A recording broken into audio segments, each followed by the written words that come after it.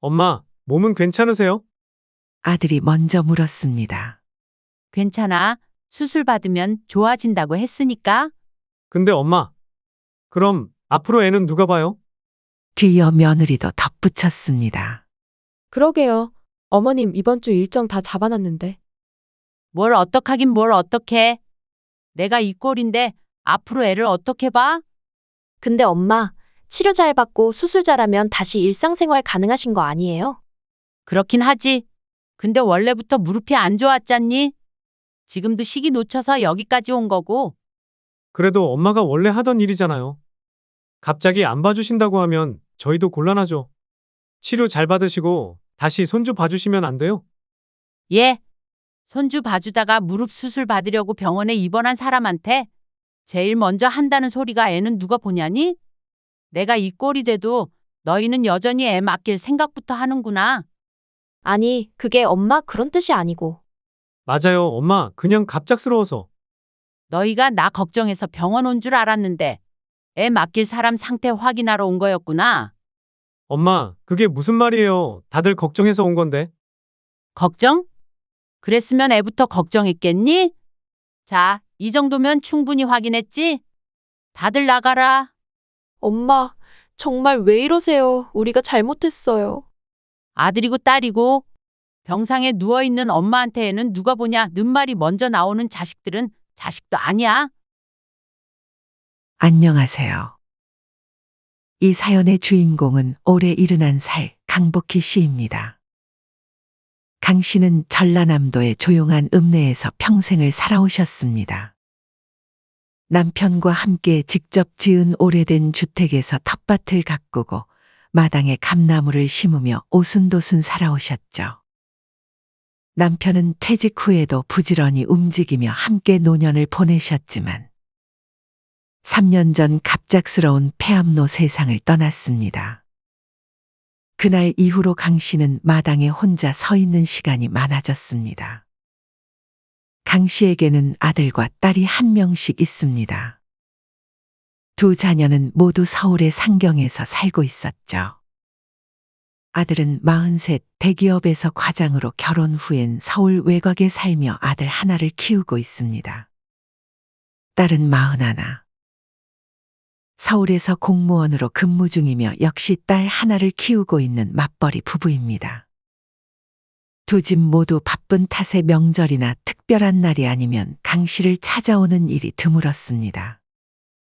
강 씨는 처음엔 그런 상황을 이해했습니다. 자식들도 각자의 삶이 있으니까요. 하지만 세월이 흐를수록 특히 남편이 세상을 떠난 뒤로는 외로움이 점점 더 커졌습니다.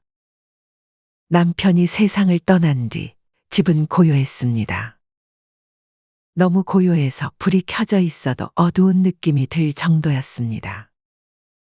텔레비전을 켜놓곤 했지만 그마저도 사람의 온기를 대신할 수는 없었습니다. 뿐만 아니라 주택이라는 공간은 손이 많이 갔습니다. 예전에는 남편이 척척 해결해 주던 문제들이었지만 이제는 모든 것을 혼자 처리해야 했습니다. 혼자서 해결해야 하는 일들이 늘어나면서 이대로는 안 되겠다는 생각이 들기 시작했죠. 뭐든 스스로 해결하려고 노력했지만 나이가 들수록 그것도 쉽지 않았습니다. 그러던 어느 날 새벽녘 강 씨는 화장실에 가려다 미끄러운 바닥에 넘어지고 말았던 겁니다. 손목과 무릎을 세게 찧었고 휴대폰은 멀리 안방에 있었습니다. 아야야야, 아이고. 이게 무슨 꼴이래. 어둠 속에서 몸을 가누지도 못한 채 2시간 가까이 앉아 계셨습니다. 화장실 바닥은 차갑고 몸은 아프고 무엇보다 마음이 무서웠습니다. 며칠 후 강 씨는 아들과 딸에게 전화를 걸었습니다. 다친 얘기는 꺼내지 않으셨습니다. 다만 조심스럽게 말씀하셨죠. 요즘 집이 너무 조용하고 적적하네. 혼자 있는 게 무서워. 잠시 침묵이 흐른 뒤 딸이 조심스레 말했습니다. 엄마, 이제 그만 서울로 올라오세요. 병원도 가깝고 가까이 살면 저희도 마음 놓이잖아요. 아들도 덧붙였습니다. 맞아요. 요즘 누가 시골 주택에 혼자 살아요. 저희랑 가까이서 지내요. 애들도 할머니 보면 얼마나 좋아하는데요. 강 씨는 그 말을 듣고 마음이 복잡했습니다. 한편으로는 자식들 곁에 있고 싶은 마음이 컸지만 또 한편으로는 평생 살아온 집을 떠나는 것이 두려웠습니다. 특히 남편과의 추억이 담긴 집을 두고 떠나는 것이 마음 아팠습니다. 그래, 엄마가 생각해 볼게. 큰 결정이니까 좀 시간을 줘. 강 씨는 몇 날 며칠을 밤새 고민했습니다. 하지만 이제는 몸이 예전 같지 않았습니다. 결국 강 씨는 짐을 싸기로 마음먹었습니다. 오래된 옷가지와 필요한 살림살이만 챙기고 나머지는 동네 이웃들에게 나눠주었습니다. 서울에서의 새 출발은 생각보다 나쁘지 않았습니다. 아들과 딸 사이 거리 중간쯤 되는 작은 빌라를 전셋집으로 얻어 입주하셨습니다. 방 2칸, 작은 거실, 오래된 싱크대. 이전 집보다 좁았지만 오히려 손도 덜 가고 병원도 가깝고 시장도 있어서 나쁘지 않은 집이었습니다. 무엇보다 처음엔 자식들이 정말 자주 찾아왔습니다. 엄마 반찬이랑 홍삼 챙겼어요. 딸이 퇴근길에 들러 말했습니다. 수연아, 고마워. 너도 바쁠 텐데 이렇게 들러주고. 아니에요. 엄마가 가까이 계시니까 오히려 마음이 놓여요. 엄마, 얘가 맨날 할머니 집 가자 그래요. 오늘도 가고 싶다고 졸라서 데려왔어요. 아들도 손주 준우를 데리고 오며 말했습니다. 딸은 퇴근길마다 반찬을 챙겨왔고 아들은 주말이면 손주를 데리고 들렀습니다. 손주의 작은 손이 강 씨 손을 꼭 잡고 할머니 놀아줘요 할 때면 하루 피로가 싹 가시는 것 같았죠. 오랜만에 들리는 웃음소리, 반찬 냄새, 누군가 부엌에서 쿵쿵거리며 뛰어다니는 소리에 강 씨는 비로소 사람이 사는 집 같다는 생각을 했습니다. 전남에서의 외로운 시간들이 거짓말처럼 느껴졌죠.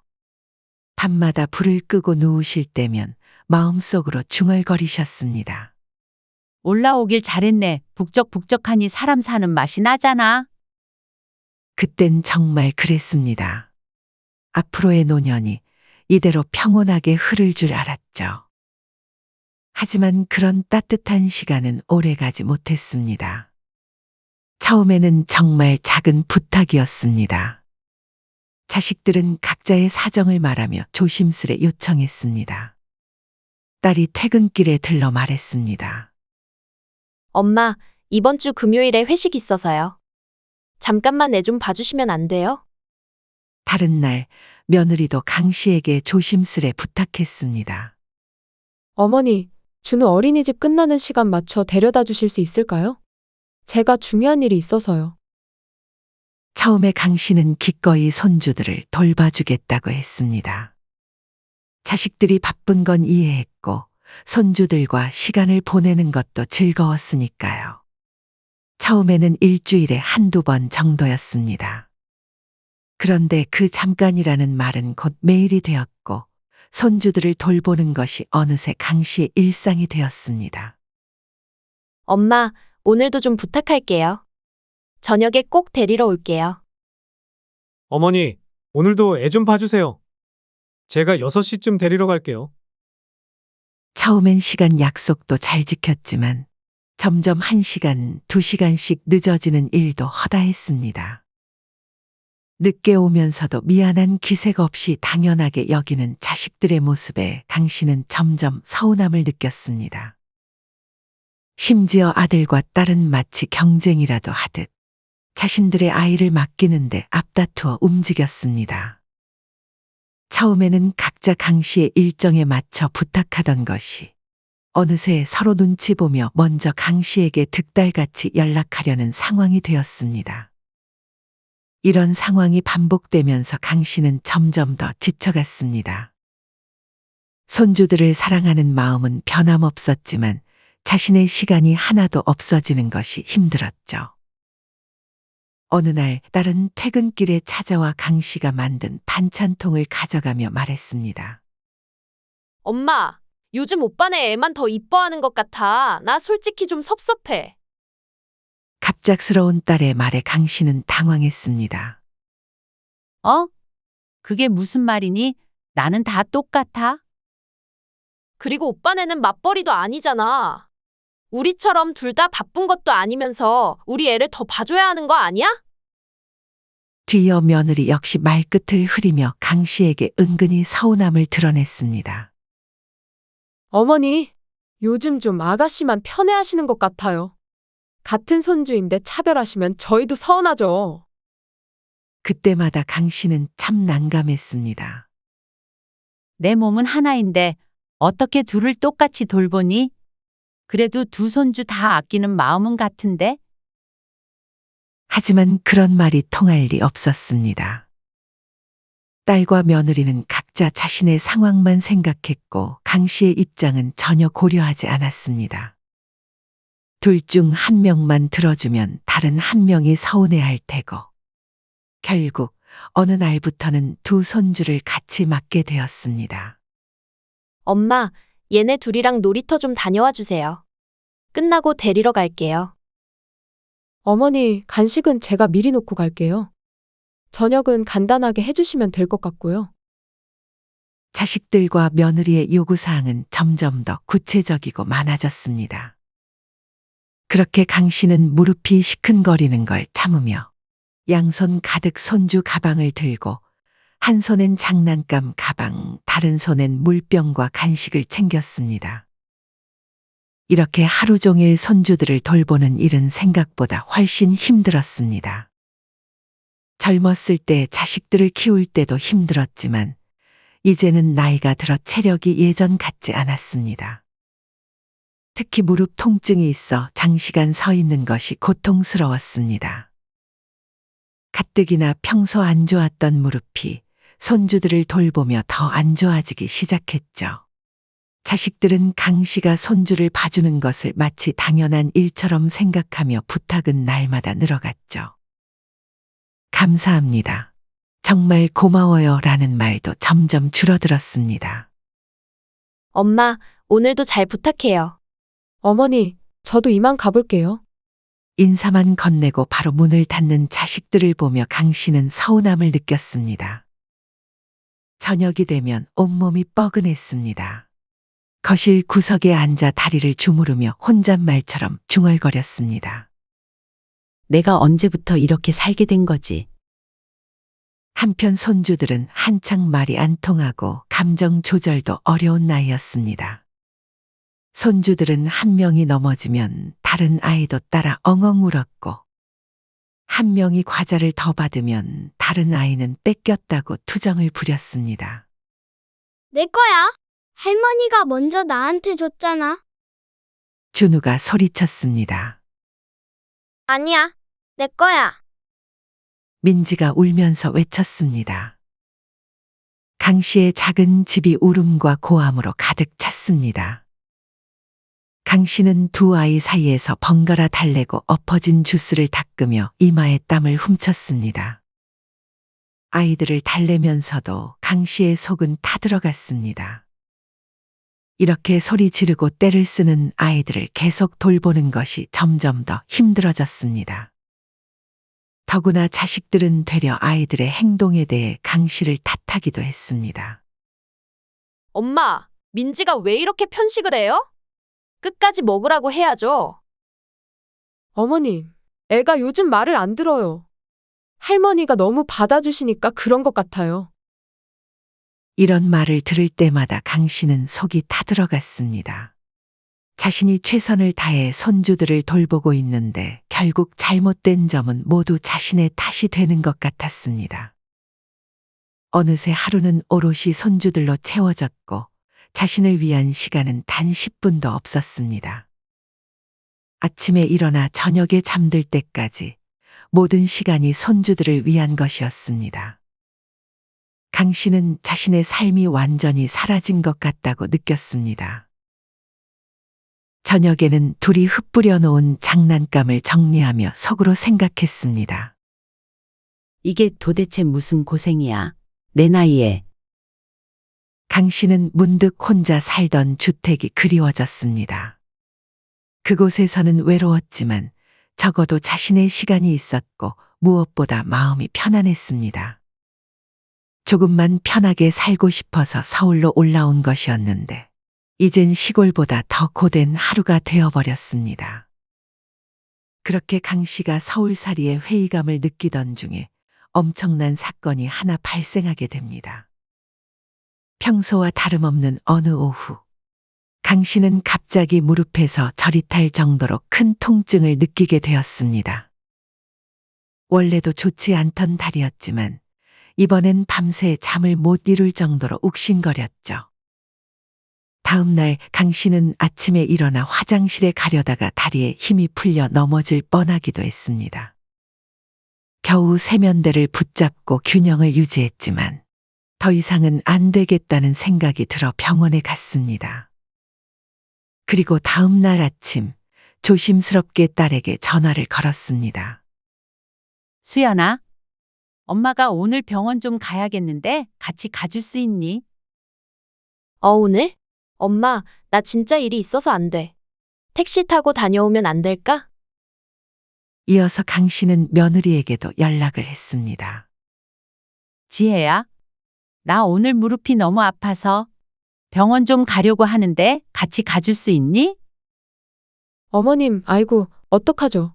오늘 유치원 학부모 모임 있어요. 아예 빠질 수도 없는 자리라서요. 강 씨는 전화를 끊고 깊은 한숨을 내쉬었습니다. 자식들은 자신에게 모든 것을 당연하듯 요구하면서도 정작 강 씨가 도움이 필요할 땐 그 당연한 일이 아니었습니다. 자식들은 엄마니까, 어머니니까라는 이유로 전화 한 통으로 애 좀 봐줘요라며 요구하는 것이 익숙해졌지만 반면 강 씨는 전화기 들기 전 몇 번을 망설이고 또 망설여야 했죠. 서로의 입장을 바꿔 생각해보는 일. 강 씨에겐 너무나 절박했던 그 마음이 자식들에게는 한 번도 고려해볼 문제조차 아니었다는 것이. 강 씨는 자신의 무릎보다 그 사실이 더 아프게 다가왔습니다. 결국 강 씨는 혼자 택시를 불러 병원에 갔습니다. 무릎 연골 상태가 좋지 않습니다. 수술을 고려해야 할 수준이에요. 왜 이제야 오셨어요? 의사의 말에 강 씨는 말없이 고개를 숙였습니다. 강 씨는 손주들 데리고 놀이터 오가고 장난감 가방 들고 아이들 안고 업어주던 일들이 떠올랐습니다. 그동안 무릎에 얼마나 많은 부담을 주었는지 그제야 깨달았습니다. 병원을 나서던 길, 엘리베이터 안에서 거울에 비친 자신의 얼굴을 보았습니다. 70을 넘긴 나이, 마른 얼굴, 지친 눈가 그리고 다크서클 아래 가라앉은 피로의 흔적. 자신이 이렇게 늙고 지쳐 보이는지 강 씨는 미처 몰랐습니다. 그 순간 전남의 주택, 그 새벽에 욕실에서 넘어져 바닥에 주저앉아 떨던 기억이 문득 떠올랐습니다. 그땐 곁에 아무도 없었고 지금은 자식들이 가까이 있지만 정작 필요할 때는 또 혼자였습니다. 상황은 달라진 것 같지만 변하지 않았습니다. 강 씨는 작게 입을 열었습니다. 전남 그 집에서 새벽에 넘어졌을 때랑 다를 바 없네. 강 씨는 엘리베이터에서 나와 천천히 집으로 향했습니다. 이대로는 안 되겠다는 생각이 강하게 들었죠. 강 씨는 이대로 방치하면 나중에 아예 걷지 못할 수도 있다는 의사의 경고에 결국 수술을 결정했습니다.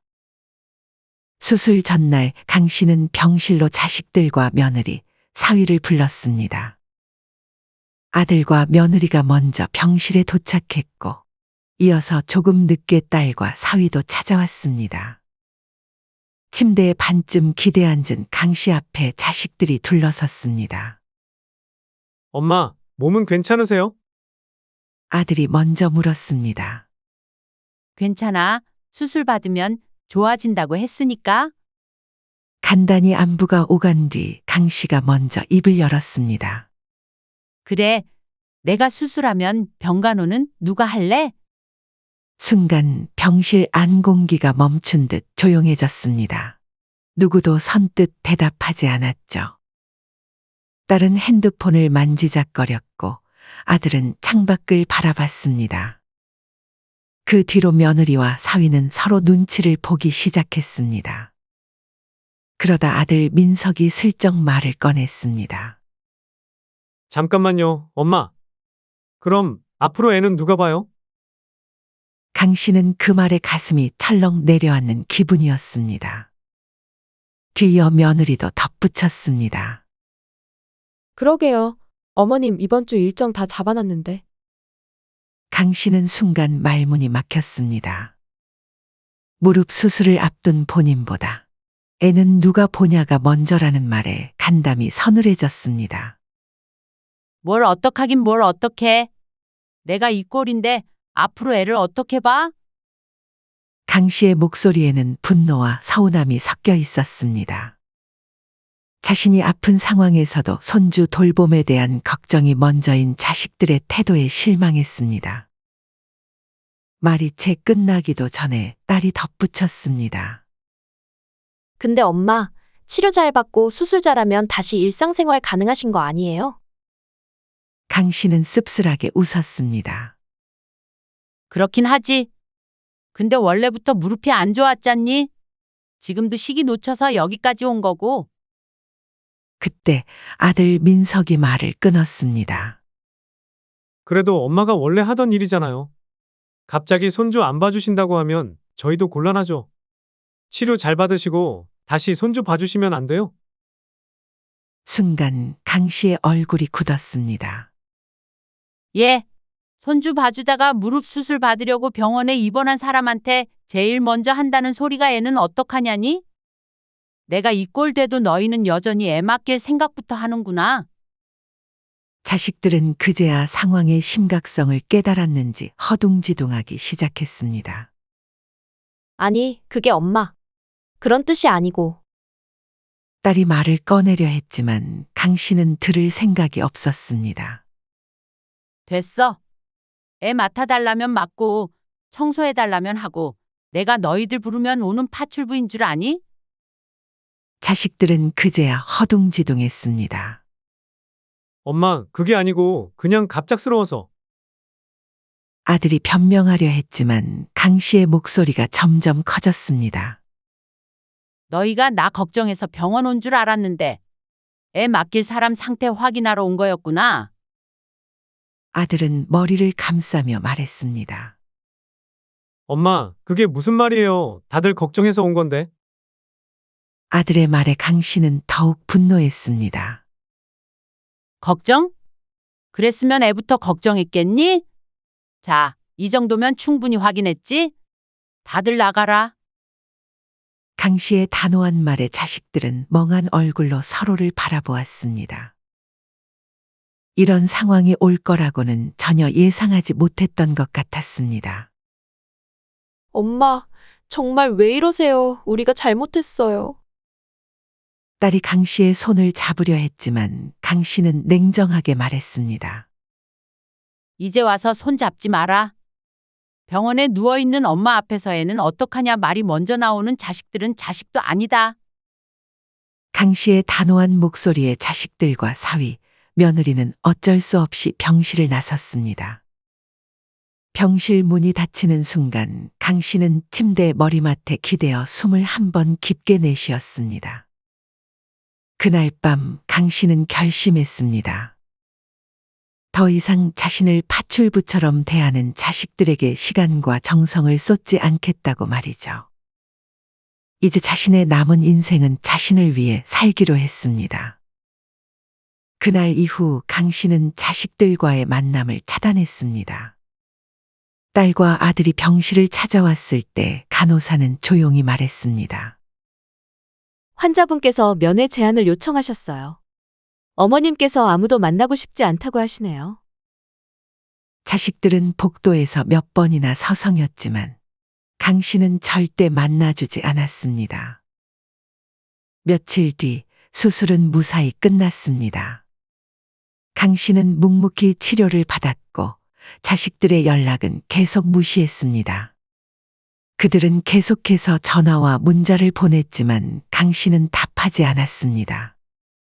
병원에서 퇴원한 강 씨는 휴대폰을 확인했습니다. 휴대폰에는 엄마 미안해요. 어머니 잘못했어요. 전화 좀 받으세요라는 메시지가 수십 통 쌓여 있었습니다. 아들과 딸, 며느리와 사위 모두 연락을 취하려 했지만 강 씨는 그 어떤 연락도 받지 않았습니다. 그리고 병원 입구에서 택시를 잡아탄 후 곧장 집으로 향했습니다. 강 씨는 무언가 단단히 결심한 듯 진지한 표정이었죠. 그날 밤 강 씨는 집에 돌아와 말없이 짐을 정리했습니다. 짐을 싸면서 강 씨는 이곳에서의 기억들을 새록새록 떠올랐습니다. 처음 서울에 올라와 희망에 부풀었던 날들, 손주들과 함께 보낸 행복한 시간들. 하지만 그 기억들은 점점 서글픈 기억들로 변해갔습니다. 손주들의 장난감이 있던 자리, 가족 사진이 걸려있던 벽. 그 작은 빌라를 정리하며 강 씨는 생각했습니다. 자식들과 함께 있으면 외롭지 않을 줄 알았던 노년. 하지만 그게 착각이었단 걸 강 씨는 뒤늦게 깨달았습니다. 몸이 외로운 건 참을 수 있어도 마음이 외로운 건 견딜 수 없었습니다. 그렇다면 차라리 몸이라도 편한 쪽을 택하는 게 나았습니다. 일주일 후 아직 무릎에 테이프 자국이 남은 새벽. 강 씨는 조용히 짐을 꾸렸습니다. 무릎이 여전히 아팠지만 마음은 그 어느 때보다 가벼웠습니다. 대부분의 짐은 이미 며칠 전 미리 보냈고 오늘은 마지막 짐만 챙기면 되었습니다. 이제 빈 껍데기만 남은 집에는 더 이상 그녀의 흔적이 없었습니다. 그렇게 강 씨는 자식들에게 한마디 말도 없이 이사했습니다. 자식들에게 주소는 알려주지 않았습니다. 그리고 당분간은 알려줄 생각도 없었습니다. 강 씨는 도시에서 멀리 떨어진 작은 소도시. 강 씨는 전세 계약을 마친 오피스텔에 도착하자마자 나 이사 갔어. 더는 찾아오지 말고 각자 살자. 내가 먼저 연락하기 전까진 연락하지 말고 찾아오지도 마. 라는 말을 가족 단톡에 남기고 강 씨는 가족 단톡방을 나갔습니다. 가족과의 연락을 끊는 것이 쉽지 않았지만 강 씨는 자신을 위한 선택이 필요하다고 느꼈습니다. 이제 새로운 시작을 할 때였죠. 그 무렵 서울에 남겨진 자식들은 갑작스러운 강 씨의 이사 소식과 함께 연락이 끊기자 당황했습니다. 며칠간 연락이 되지 않자 불안해진 딸이 아들에게 전화를 걸었습니다. 오빠, 엄마랑 연락이 안 돼? 나도 안 돼? 어제까지는 그냥 연락만 받지 않으시는 줄 알았는데. 진짜 이사 가신 거야? 다급히 어머니의 집으로 달려간 자식들이 발견한 것은 텅 빈 집뿐이었습니다. 며느리가 놀라서 외쳤습니다. 짐도 없어요. 집주인도 이제 빈집 됐다고만 하고. 딸과 아들은 이웃들에게 수소문했습니다. 하지만 돌아오는 말은 한결같았습니다. 그분 며칠 전에 조용히 이사 가셨어요. 그제야 자식들은 깨달았습니다.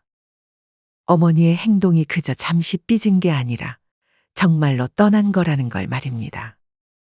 한편 강 씨는 그 어느 때보다도 평온했습니다. 새로운 동네에서의 생활은 생각보다 훨씬 편안했습니다. 아침이면 일찍 일어나 창문을 열고 신선한 공기를 마시며 하루를 시작했습니다.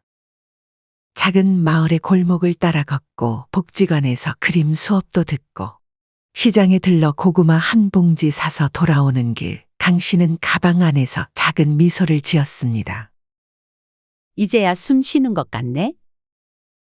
손주들이 그립기도 했지만 자신만의 시간을 보내는 것이 얼마나 소중한지 이제야 깨달았습니다.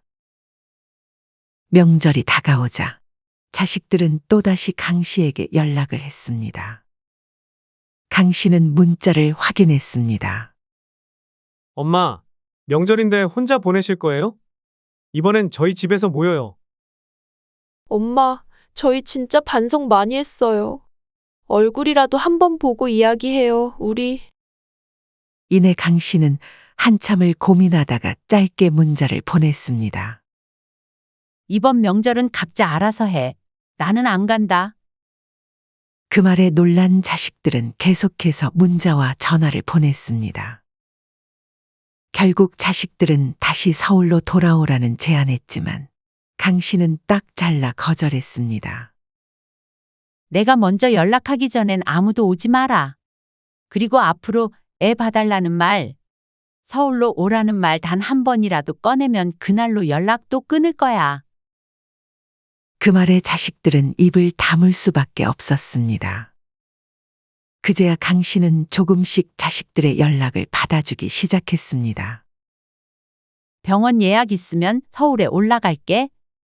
잠깐 얼굴은 보겠지만 바로 내려갈 거야. 자식들도 이제는 강 씨의 뜻을 존중할 수밖에 없었습니다. 이전과 같은 관계로 돌아갈 수 없다는 것을 그들도 알게 되었습니다. 시간은 흘렀습니다. 작은 도시에서 강 씨의 하루는 차분했습니다. 아침이면 복지관 요가 수업에 가고 오후엔 동네 작은 도서관에서 책을 빌렸습니다. 그 옆엔 장난감도 없고 울음소리도 없고 손주가 어질러 놓은 과자 부스러기도 없었습니다.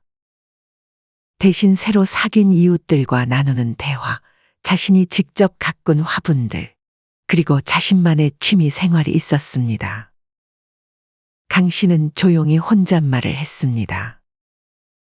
사라져야 소중한 줄 알지. 난 이제 나만 챙기기로 했어. 처음에 강 씨는 외로움이 제일 힘들었습니다. 조용한 새벽들이 너무 길고 막막했기에 사람 소리라도 들었으면 하던 날이 있었습니다. 그런데 막상 자식들과 같이 살아보니 곁에 사람이 많다고 외롭지 않은 건 아니었다는 걸 깨닫고 떠났습니다. 오히려 자신을 파출부처럼 대하는 자식들 곁에서 느낀 외로움이 더 견디기 힘들었습니다. 강 씨는 가끔 내가 자식들에게 너무 심하게 했나 하는 마음도 아주 없진 않았습니다. 하지만 생각을 접었습니다. 이 정도 충격은 줘야 정신 차리지. 그동안 얼마나 당연하게 날 부려먹었는데? 강 씨는 이제 자기 마음의 평화를 되찾았습니다. 자신만의 시간과 공간 속에서 진정한 평온을 찾았습니다. 그리고 그 평화는 절대로 다시는 누구에게도 빼앗기지 않을 것입니다. 강 씨는 이제 자신의 인생을 자신이 주인공으로 살아가기로 했습니다. 바람이 살랑 불어왔습니다. 마치 그녀의 선택을 응원하는 것 같았습니다. 사연은 여기까지였습니다. 구독, 좋아요, 댓글은 영상 제작에 큰 힘이 됩니다. 인생의 쉼표를 시청해 주셔서 감사합니다.